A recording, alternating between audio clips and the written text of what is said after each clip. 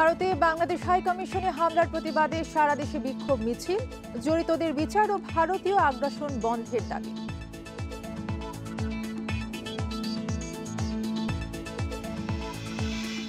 রাষ্ট্রদ্রোহ মামলায় চিন্ময় দাসের জামিন শুনানি পেছালো 1 মাস। আসামি পক্ষের আইনজীবী না থাকায় আদালতের সিদ্ধান্ত।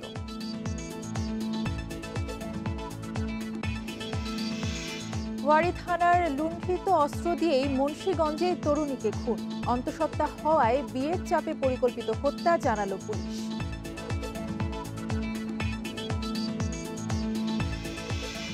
গোপালগঞ্জে জায়গা দখল নিয়ে 2 ইউনিয়নবাসীর মধ্যে 5 ঘণ্টা ধরে সংঘর্ষ, আহত অর্ধ শতাধিক।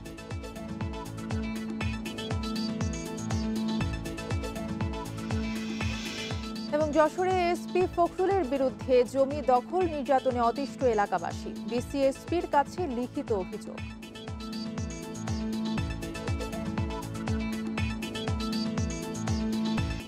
স্বাগত সমগ্র বাংলাদেশের সঙ্গে আছি তসনিমে জান্নাত। শিরোনাম শুনছিলেন, এবারে পুরো খবর। ভারতের আগরতলায় বাংলাদেশের সহকারী হাইকমিশনে হামলার প্রতিবাদে বিভিন্ন স্থানে বিক্ষোভ মিছিল করেছেন সাধারণ শিক্ষার্থী, বিভিন্ন শ্রেণী পেশার মানুষ সহ রাজনীতিবিদরা। সকালে খুলনার কেডি ঘোষ রোডে দলীয় কার্যালয়ের সামনে বিক্ষোভ মিছিল করে বিএনপি। এ সময় হাইকমিশনে হামলা এবং জাতীয় পতাকার অবমাননার তীব্র নিন্দা জানানো হয়।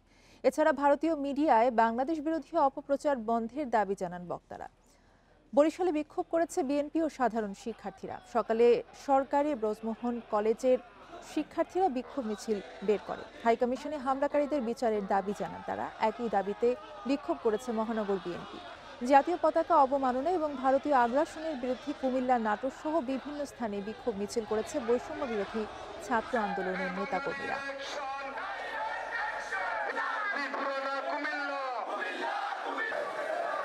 বাংলাদেশের জাতীয় পতাকা তারা অগ্নিসংযোগ করেছে, তারা স্মারকলিপি দেওয়ার নাম করে তারা হাইকমিশনে প্রবেশ করে ভাঙচুর করেছে, অনুরোধ সৃষ্টি করেছে। তীব্র ভাষায় প্রতিবাদ করছি। বাংলাদেশ হলো সাম্প্রদায়িক সম্প্রীতির দেশ। বাংলাদেশে কোথাও কোনো সাম্প্রদায়িক সম্প্রীতি বিনষ্ট হয়নি। ভারতের আগরতলায় বাংলাদেশের সহকারী হাইকমিশনে হামলার ঘটনা অসভ্যতা বলে মন্তব্য করেছেন বৈষম্য বিরোধী ছাত্র আন্দোলনের নেতারা। প্রতিবাদে সোমবার রাতে ঢাকা বিশ্ববিদ্যালয়ে বিক্ষোভ সমাবেশ করেছে বৈষম্য বিরোধী ছাত্র আন্দোলন সহ বিভিন্ন সংগঠন। নেতারা বলেন, ভারতের মানুষের সঙ্গে বাংলাদেশের শত্রুতা নেই। এ ঘটনার জন্য ভারত সরকারকে বাংলাদেশের কাছে ক্ষমা চাইতে হবে। আর এভাবে ভারত যদি আগ্রাসী মনোভাব বজায় রেখে বিশৃঙ্খলা করতে থাকে, সেক্ষেত্রে বাংলাদেশও প্রতিবাদ গড়ে তুলবে বলে সতর্ক করেন তারা। বলেন, সব দলকে ঐক্যবদ্ধ হয়ে বিজেপির উগ্র হিন্দুত্ববাদের বিরুদ্ধে প্রতিরোধ করতে হবে। দেশে ভারতের গোয়েন্দা বাহিনী এখনও তৎপর বলে জানান তারা। একই সঙ্গে উস্কানি দেয়া থেকে তাদের এখনই থেমে যাওয়ার হুঁশিয়ারি দেন। এছাড়া আওয়ামী লীগকে নিষিদ্ধ করার জন্য অন্তর্বর্তীকালীন সরকারকে আহ্বান জানান ছাত্রনেতারা। নতুন বাংলাদেশে দিল্লি না ঢাকা স্লোগানের বিপরীতে ঢাকা ঢাকা বলার জন্য যদি একটা মানুষও বেঁচে থাকে, এই একটা মানুষের মৃত্যু পর্যন্ত বাংলাদেশে দিল্লির আধিপত্য আর বিস্তার করতে দেওয়া হবে না, হবে না, হবে। আমরা ভারতকে বলতে চাই, আপনারা রাষ্ট্র হিসেবে বাংলাদেশের কাছে ক্ষমা চাইবেন। ভারতের সাথে সম্পর্ক হবে চোখে চোখ রেখে। আপনি অর্ডার করবেন আর আমরা চোখ বুঝে দাদা দাদা করবো, এটা চলবে না। ভারতে বাংলাদেশ সহকারী হাইকমিশনে হামলার প্রতিবাদে রাজধানীর শাহবাগে বিক্ষোভ সমাবেশ করছে জাতীয় নাগরিক কমিটি। এই বিষয়ে আরো জানাতে আমাদের সাথে যুক্ত হচ্ছেন সহকর্মী আনোয়ার সাদাত নূর। আনোয়ার সাদাত নূর, আপনি শাহবাগে রয়েছেন, জাতীয় নাগরিক কমিটি বিক্ষোভ সমাবেশ করছে, সেখানে তারা কি দাবি জানিয়েছে এবং কি বলছেন তারা?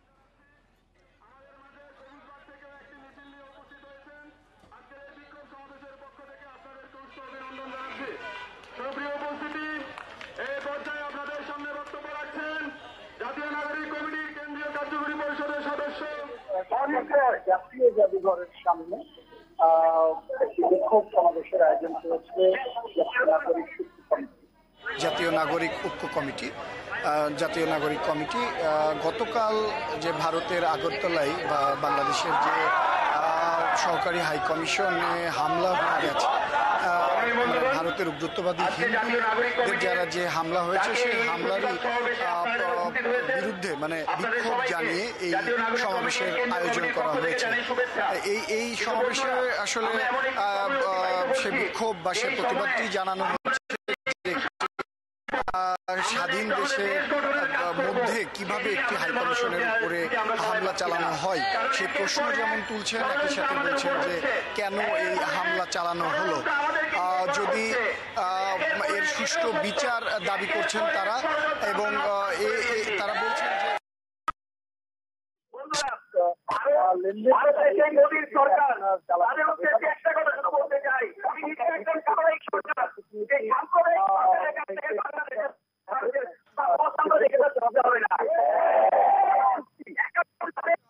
যে সকল অসম চুক্তি ইতিপূর্বে স্বাক্ষরিত হয়েছিল সেই চুক্তিগুলো আবার নতুন করে নবায়ন করতে হবে বা বাতিল করতে হবে, কেননা বাংলাদেশ আর আগের পরিস্থিতির বাংলাদেশে নেই। তারা এখন পরিবর্তন হয়েছে এবং তারা নিজেদেরও পরিবর্তন গড়ে তুলতে জানে, এমনটাই দাবি করে তারা বলছেন যে বিগত সময়ে যেসব অসম চুক্তি ভারতের সাথে হয়েছিল সেসব চুক্তি বাতিল করতে নতুন করে সেসব চুক্তি আবার নতুন করে নবায়ন করতে হবে। কোনোভাবেই ভারতের আগ্রাসন বাংলাদেশ আর মেনে নেবে না। তবে যারা এই ধরনের আক্রমণ করেছিল বিচার নেওয়া এবং তীব্র কমিটির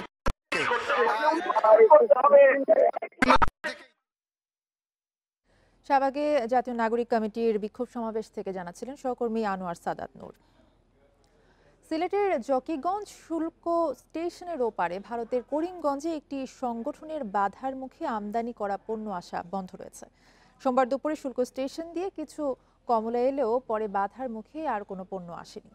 জকিগঞ্জ শুল্ক স্টেশনের সহকারী কমিশনার অসিত কুমার আচার্য জানান, সোমবার সকালে কিছু পণ্য এসেছে, পরে করিমগঞ্জে বাধার মুখে আর কোনো পণ্য বাংলাদেশে আসেনি।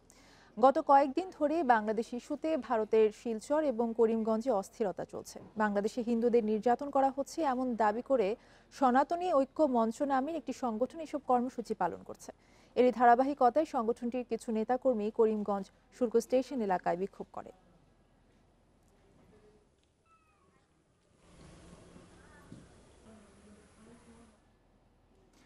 ভারত সাম্প্রদায়িক অস্থিরতা সৃষ্টির চেষ্টা করলে তারা ভালো থাকতে পারবে না বলে মন্তব্য করেছেন নৌ পরিবহন উপদেষ্টা এম শাখাওয়াত হোসেন। দুপুরে নারায়ণগঞ্জে জেটি পরিদর্শনে গিয়ে তিনি একথা বলেন। উপদেষ্টা আরও বলেন, ভারতের সঙ্গে বাংলাদেশের সম্পর্ক সমতার ভিত্তিতে এগিয়ে যাবে, কিন্তু ভারত যদি বাংলাদেশের সাম্প্রদায়িক অস্থিরতা সৃষ্টির চেষ্টা করে তাহলে দেশের 18 কোটি মানুষ তাদের ভালো থাকতে দেবে না। এর আগে সকালে চাঁদপুরে নির্মাণাধীন আধুনিক নৌ টার্মিনাল পরিদর্শন শেষে তিনি বলেন, ভারত বন্ধুত্ব সুলভ আচরণ করছে না। তাদের মনে রাখা উচিত বাংলাদেশ ভারতের আশেপাশে থাকা ছোট কোনো দেশ নয়।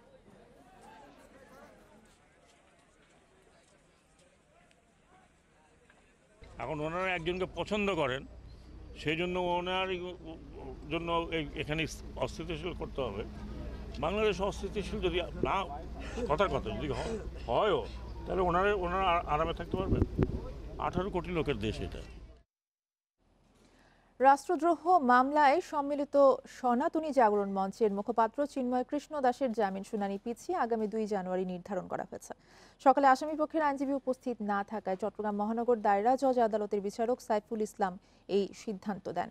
চিন্ময়ের জামিন শুনানির তারিখ থাকায় এদিন সকাল থেকে আদালত এলাকায় ছিল কঠোর নিরাপত্তা। নির্ধারিত সময়ে রাষ্ট্রপক্ষের আইনজীবী উপস্থিত হন, তবে চিন্ময়ের পক্ষে কোনো আইনজীবী শুনানির জন্য উপস্থিত ছিলেন না।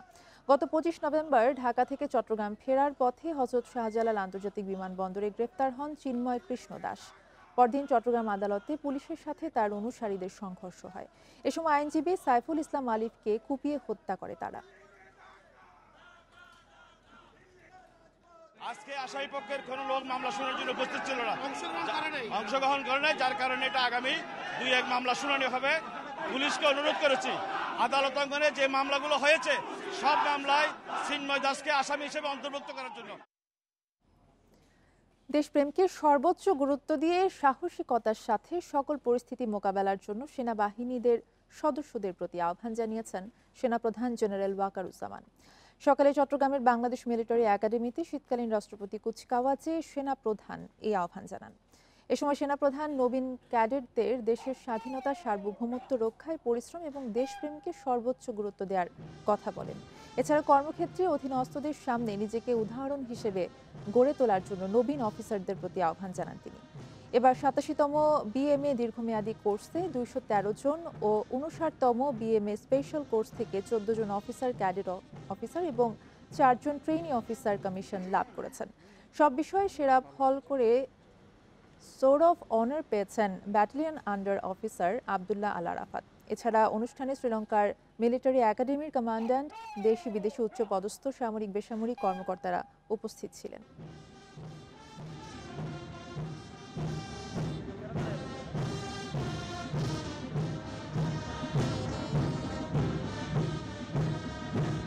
যে কোনো ধরনের চ্যালেঞ্জের গ্রহণের জন্য সবসময় প্রস্তুত থাকতে হবে, সামরিক চেতনা মূল্যবোধকে সমুন্নত রাখতে এবং যে কোনো সিদ্ধান্ত গ্রহণের ক্ষেত্রে দেশপ্রেমকে সর্বোচ্চ গুরুত্ব দিতে হবে। সকল পরিস্থিতি মোকাবেলা করতে হবে। তোমরা প্রতিনিয়ত নিজেদের সক্ষমতা এবং পেশাদারিত্ব বৃদ্ধি করতে সচেষ্ট থাকবে। চট্টগ্রামের লোহাগাড়ায় বৈষম্য বিরোধী ছাত্র আন্দোলনের আহ্বায়ক হাসনাত আবদুল্লাহ এবং জুলাই শহীদ স্মৃতি ফাউন্ডেশনের সাধারণ সম্পাদক সার্জিস আলমের গাড়ি বহরে ধাক্কার ঘটনায় করা মামলায় চালক মুজিবুর রহমান এবং সহকারী রিফাত মিয়ার 2 দিনের রিমান্ড মঞ্জুর করেছে আদালত। দুপুরে জুডিশিয়াল ম্যাজিস্ট্রেট মাহমুদুল হকের আদালতে পুলিশ 5 দিনের রিমান্ড আবেদন করে শুনানি শেষে 2 দিনের রিমান্ড মঞ্জুর করেন বিচারক। রাষ্ট্রপক্ষের আইনজীবী জানান, গত 27 নভেম্বর চট্টগ্রামে নিহত অ্যাডভোকেট সাইফুল ইসলাম আলিফের কবর জিয়ারত শেষে ফেরার পথে হাসনাত সার্জিসের গাড়ি বহরে ট্রাক চাপা দেওয়ার অভিযোগ ওঠে। পরদিন ঘটনায় ক্ষতিগ্রস্ত গাড়ির চালক আহমেদ নেওয়াজ নিরাপদ সড়ক আইনে মামলা করেন।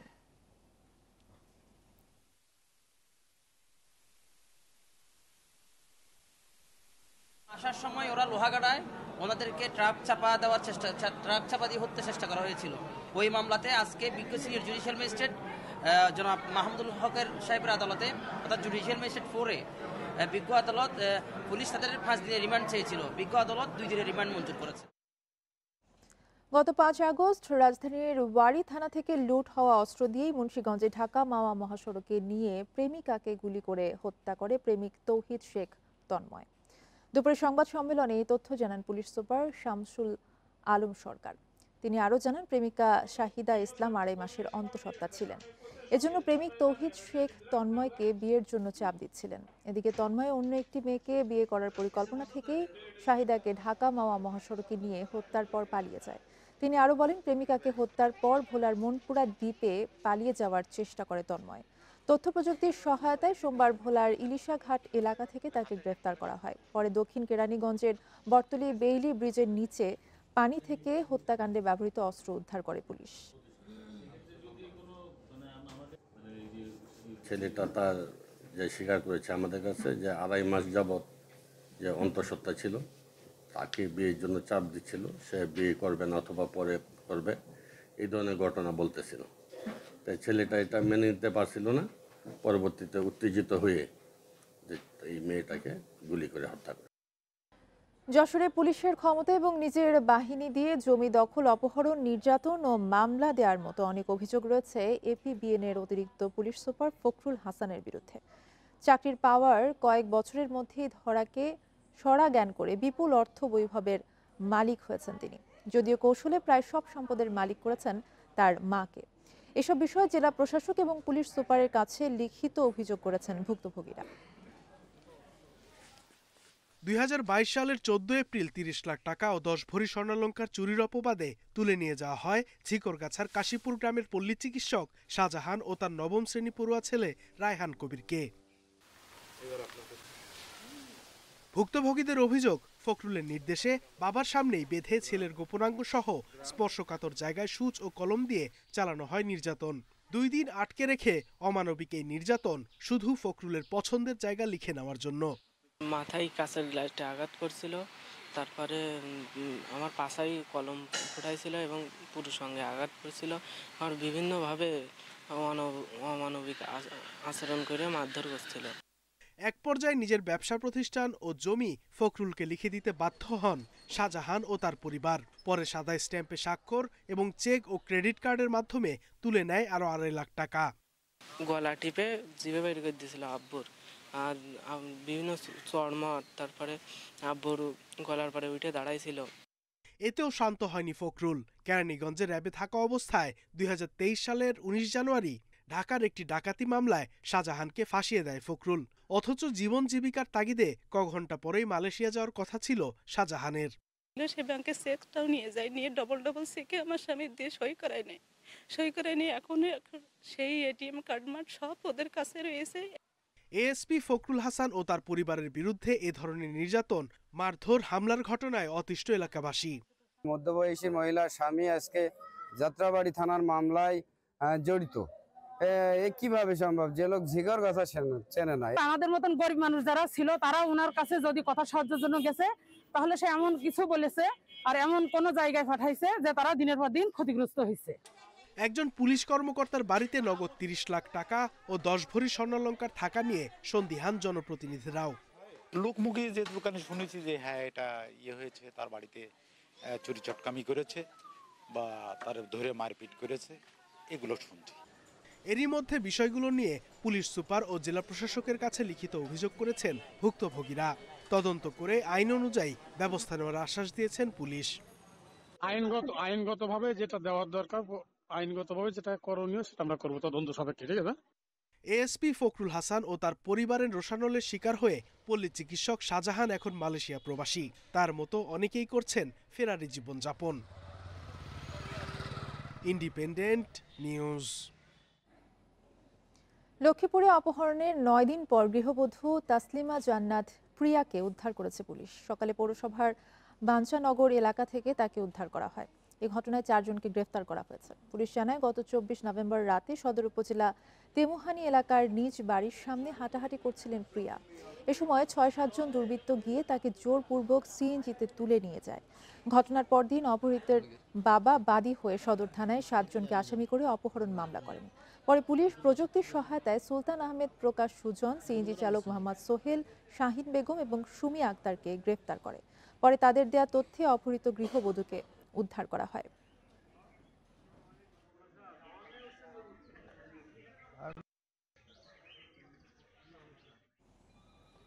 পটুয়াখালীর কলাপাড়ায় আন্তজেলা ডাকাত দলের 6 সদস্যকে আটকের পর পুলিশে সোপর্দ করেছে স্থানীয়রা। সকালে উপজেলার গামুরতলা গ্রামের ডাকাত দলের সদস্য কাশিমের বাড়ি থেকে তাদের আটক করা হয়। পুলিশ জানায়, সোমবার রাতে গামুরতলা এলাকার কাপড় ব্যবসায়ী রাসেল হাওলাদারের বাড়ির জানালার গ্রিল কেটে ঘরে প্রবেশ করে ডাকাতরা। এ সময় পরিবারের সদস্যদের অস্ত্রের মুখে জিম্মি করে নগদ 2 লাখ টাকা এবং 2 ভরি স্বর্ণালংকার নিয়ে যায়। সকালে রাসেলের স্ত্রী নূপুর বেগম কাশিমের বাড়িতে গিয়ে তাদের শনাক্ত করে। পরে স্থানীয়রা তাদের ধাওয়া দিয়ে ধরে পুলিশে সোপর্দ করে।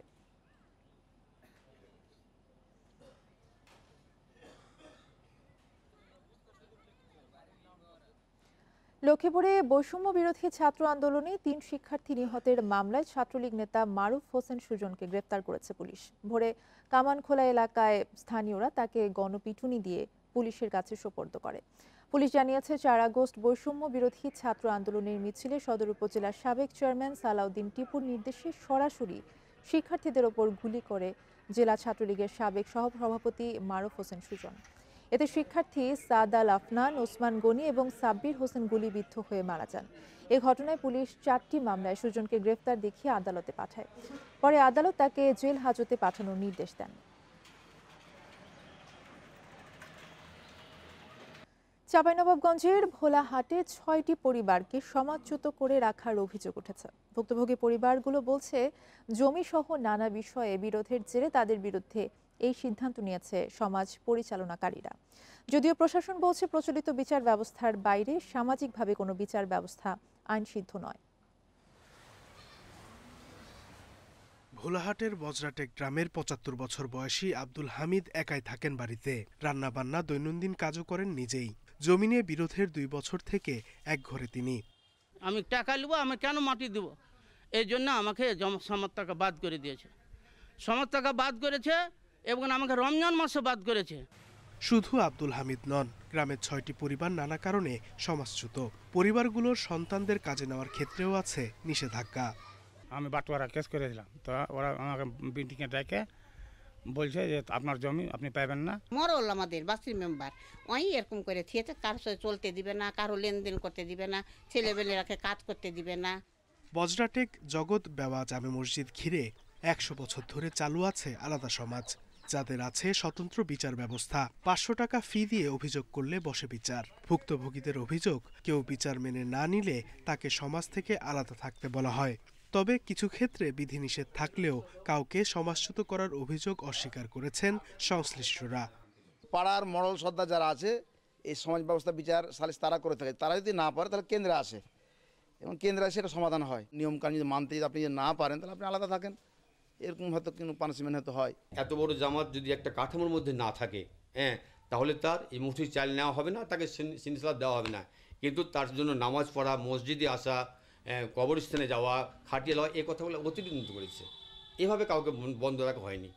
প্রশাসন বলছে প্রচলিত বিচার ব্যবস্থার বাইরে সমাজে আলাদা বিচার ব্যবস্থা আইনসম্মত নয়। বিষয়টি তদন্ত করে ব্যবস্থা নেওয়া হবে।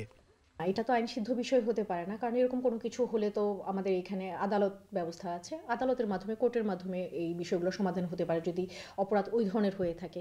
জগৎ বেওয়া জামে মসজিদ ঘিরে সমাজ ব্যবস্থার অন্তর্ভুক্ত পরিবার ১৩০০। Independent news.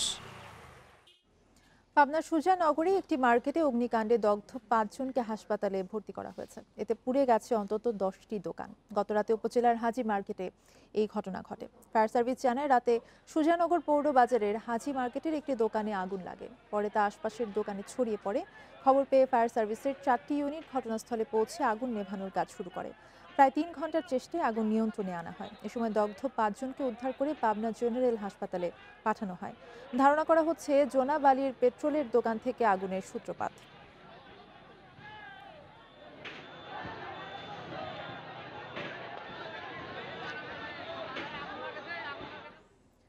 সাভারের আশুলিয়ায় যুবক ফয়সাল কবিরকে কুপিয়ে হত্যার ঘটনায় 4 জনকে গ্রেফতার করেছে পুলিশ। এ সময় তাদের কাছ থেকে হত্যাকাণ্ডে ব্যবহৃত দেশীয় অস্ত্রসহ 3টি মোটরসাইকেল উদ্ধার করা হয়েছে। দুপুরে আশুলিয়া থানায় প্রেস ব্রিফিংয়ে অতিরিক্ত পুলিশ সুপার শাহিনুর কবির জানান, সোমবার মানিকগঞ্জের শিবালয় থেকে হত্যাকাণ্ডে জড়িত মহিউদ্দিন মহির, শাহলম, রাহুল এবং হাবিবকে গ্রেফতার করা হয়। এ সময় হত্যায় ব্যবহৃত 3টি চাপাতি, একটি ছুরি এবং 3টি মোটরসাইকেল উদ্ধার করা হয়। জমি নিয়ে বিরোধের জেরে ফয়সালকে হত্যা করেছে বলে তারা স্বীকার করেছে। জড়িত অন্য আসামিদের গ্রেফতার সহ প্রয়োজনীয় তথ্যের জন্য রিমান্ড আবেদন করে তাদের আদালতে পাঠানো হয়েছে। গত 30 নভেম্বর সন্ধ্যায় আশুলিয়ার ইউনিক এলাকায় যুবক ফয়সালকে কুপিয়ে হত্যা করে 8-9 জন যুবক। এই ঘটনায় নিহতের স্বজন বাদী হয়ে হত্যা মামলা করেছেন। আমরা মানিকগঞ্জের শিবালয় থেকে 4 জনকে গ্রেপ্তার করি। যে মোটরসাইকেলে উঠে তারা উপর্যুপরি আঘাত করে, সেই মোটরসাইকেল 3টা আমরা উদ্ধার করি। এছাড়া হত্যায় ব্যবহৃত 3টা চাপাতি, সেটা আমরা উদ্ধার করি। ব্যাপক জিজ্ঞাসাবাদে তারা স্বীকারোক্তির এই হত্যাকাণ্ডের সাথে জড়িত থাকার কথা স্বীকার করে। ভোলার মেঘনা নদীতে মৎস্য বিভাগের পরিদর্শন দলের ওপর জেলেদের হামলায় উপজেলা সিনিয়র মৎস্য কর্মকর্তা সহ 5 জন আহত হয়েছেন। দুপুরে মেঘনা নদীর কাঠির মাথা এলাকায় এই ঘটনা ঘটে। পুলিশ জানায়, মৎস্য কর্মকর্তার নেতৃত্বে একটি টিম অবৈধ জাল ব্যবহার বন্ধে মেঘনা নদীতে অভিযান পরিচালনা করে। এ সময় চরের ঘের জাল দেখতে পেয়ে তা অপসারণ করতে গেলে জেলেরা তাদের উপর হামলা চালায়। এতে সদর উপজেলার সিনিয়র মৎস্য কর্মকর্তা মাহমুদুল হাসান সহ 5 জন আহত হন। পরে তাদের উদ্ধার করে ভোলা 250 শয্যা হাসপাতালে ভর্তি করা হয়েছে।